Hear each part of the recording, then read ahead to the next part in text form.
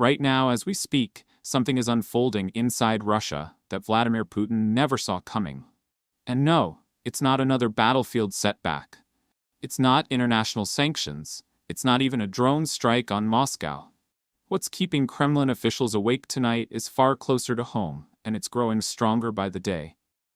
More than 620,000 combat veterans have already returned from the front lines in Ukraine. These are men who have witnessed things the Russian government desperately wants to keep hidden. They've survived horrors that would break most human beings.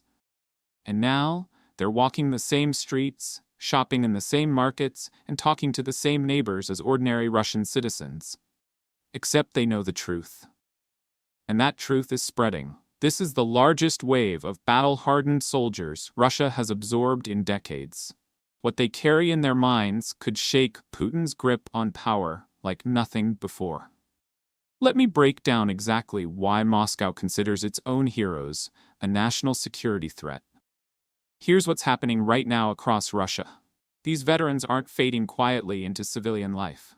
They're gathering in kitchens, in apartment courtyards, in factory break rooms, comparing what they actually lived through against the polished stories broadcast on state television every night.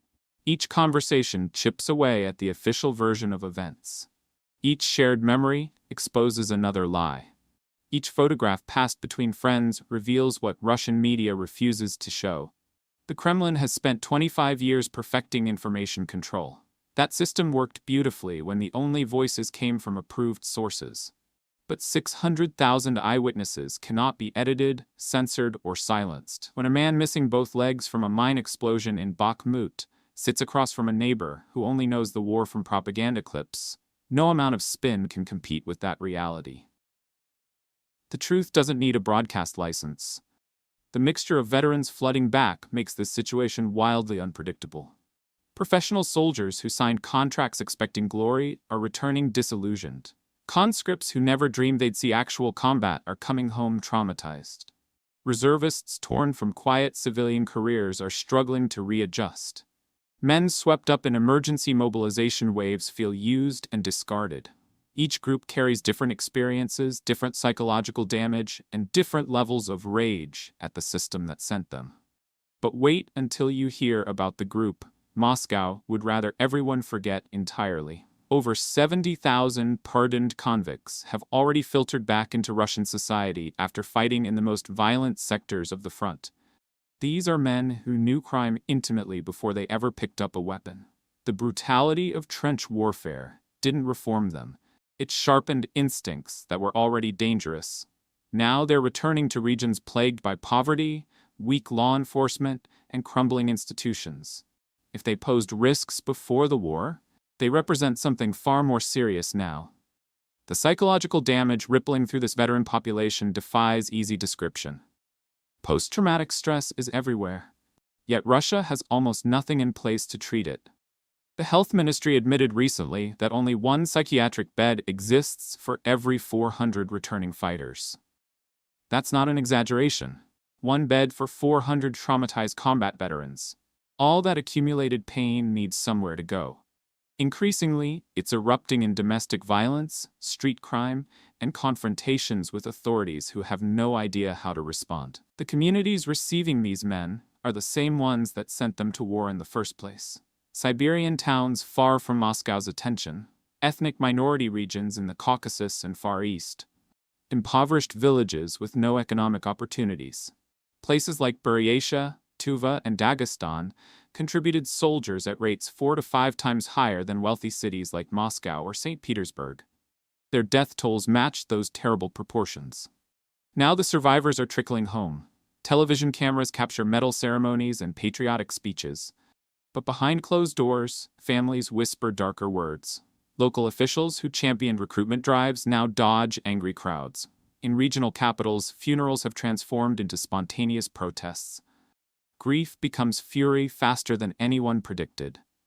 And here's the detail that reveals where Moscow sees the real danger. Extra riot police are being deployed to these regions. Not to Ukraine. To Russian cities. That tells you everything about what the Kremlin actually fears. If you're finding this breakdown valuable, take a quick moment to subscribe, and hit that like button.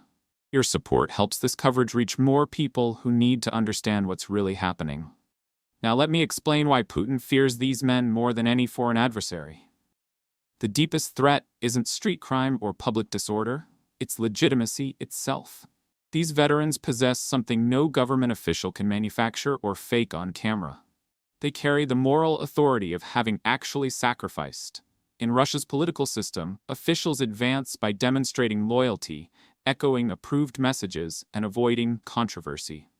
The men returning from Ukraine earned their credibility in blood. When they speak about patriotism and sacrifice, everyone knows they mean it. That creates an uncomfortable divide between those who risked everything and those who merely talk about duty from comfortable offices. Putin's propagandists can call themselves patriots until they lose their voices. But a soldier missing limbs from artillery fire doesn't need to argue his commitment. That visual alone wins every debate. If these veterans ever organize their frustration into a coherent political movement, they could challenge local leaders, regional governors, and eventually the national power structure itself. History shows exactly why this possibility terrifies the Kremlin. After the Soviet war in Afghanistan, returning veterans became political activists and paramilitary leaders as state authority crumbled. Today's returning fighters vastly outnumber that generation and possess far more relevant combat experience. Already, 183 former frontline soldiers have won seats in regional legislatures. That's triple the previous election cycle. Several have openly criticized governors on live television without facing punishment. The precedent is being set for veterans to become an independent political force. These men cannot be intimidated like ordinary citizens. They've survived conditions that make bureaucratic threats laughable. Many have formed tight networks built on shared trauma and mutual loyalty. Some groups remain harmless social clubs. Others are evolving into security operations and criminal enterprises that answer to no one in Moscow. Police commanders in several regions now call them shadow battalions. The difference from officially sanctioned forces is that nobody knows who controls them. The families of these soldiers have mobilized as well. Wives, mothers, and sisters have transformed personal grief into organized resistance. Advocacy groups now count tens of thousands of members demanding answers the government refuses to provide. They've progressed from writing polite letters to blocking highways, storming administrative buildings, and filing lawsuits that actually reach courtrooms. These women document every broken promise. They post evidence instantly online. When a grieving mother confronts a regional governor on camera demanding to know where her son's body is, no propaganda can soften that moment. Moscow has detained dozens of these women. Every arrest brings hundreds more into the streets. The missing bodies have become their own crisis. Tens of thousands of soldiers remain officially unaccounted for. Death certificates are delayed indefinitely so the state can keep paying them as active personnel and avoid compensation payouts to families. When refrigerated trucks carrying hundreds of unidentified remains arrive in regional morgues, word spreads instantly through networks censors cannot touch. So how is Putin responding? With a strategy that sounds clever, but is already failing. The government is attempting to absorb potential enemies by converting them into dependent supporters. Veterans receive medals, certificates, and televised praise. They're being fast-tracked into political positions. State-funded organizations distribute food packages and small cash grants while quietly monitoring who says what to whom. The message is simple: stay loyal, and rewards will follow. But promises keep collapsing. Housing waiting lists exceed 180,000 names. Jobs disappear into corruption. Benefits evaporate in bureaucratic confusion. When official channels fail, military recruiters appear at veterans' doors offering substantial bonuses for new 6-month contracts. Refuse, and suddenly local benefits mysteriously slow. Police begin making visits.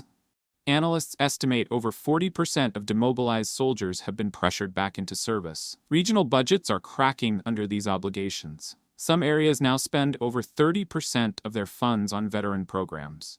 Governors choose between maintaining infrastructure and buying silence from armed, angry men. Most choose silence. Hospitals go understaffed, schools deteriorate, Ordinary citizens watch their taxes disappear into the same war that consumed their sons and husbands. Meanwhile, independent veteran networks are expanding beyond state reach. Online channels with massive followings share raw combat footage, expose corrupt officers, crowdfund medical equipment the government never delivers, and coordinate legal support for members facing prosecution. Security services close one channel and 3 replacements appear within days. Every passing month produces thousands more men who understand exactly how hollow official narratives have become. They don't require manifestos or formal organizations to cause disruption. They simply need to keep sharing experiences with each other, with their families, with curious neighbors. That conversation is already spreading through spaces Moscow cannot monitor. Putin's system depends entirely on projecting unshakable strength and suppressing uncomfortable questions. These veterans represent walking proof that both pillars are crumbling. The Kremlin is purchasing time with decorations, threats, and recycled contracts. But time itself is running out. When the next wave of soldiers steps off trains and collectively decides the promises were always lies, the war intended to demonstrate Russian power might become the force that finally fractures the system itself. That moment hasn't arrived yet. But for the first time in a quarter century, powerful people inside Moscow are lying awake wondering exactly when it will. The Wagner mutiny last year proved how quickly one armed group could shake the entire Russian state to its foundations. Now imagine that scenario multiplied across hundreds of scattered veteran networks, each with their own grievances, their own combat skills, and their own reasons to feel betrayed.